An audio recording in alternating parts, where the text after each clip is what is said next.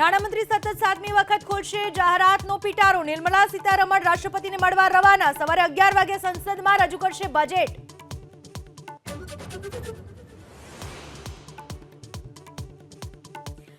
કચ્છના નખત્રાણામાં 2 કલાકમાં ધનાધન 4 ઇંચ। મુખ્ય બજાર વિસ્તાર નદીમાં ફેરવાયો। નખત્રાણા લખપત ભુજ રાજ્ય ધોરીમાર્ગ પર પણ ફરી વળ્યા પાણી। બાંડિયારામાં પડ્યા કરા।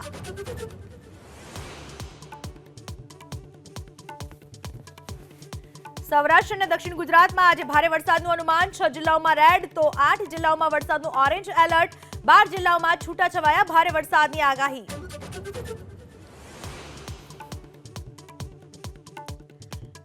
રાજ્યમાં વધુ 4 સાથે ચાંદીપુરાના 88 શંકાસ્પદ કેસ। 22 બાળકો ચાંદીપુરાથી સંક્રમિત હોવાનો રિપોર્ટ। તો રાજ્યમાં મૃત્યુઆંક વધીને પહોંચ્યો 36 પર।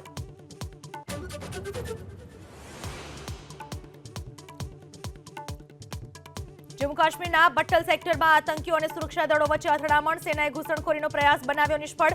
ફાયરિંગમાં 1 જવાન ઇજાગ્રસ્ત।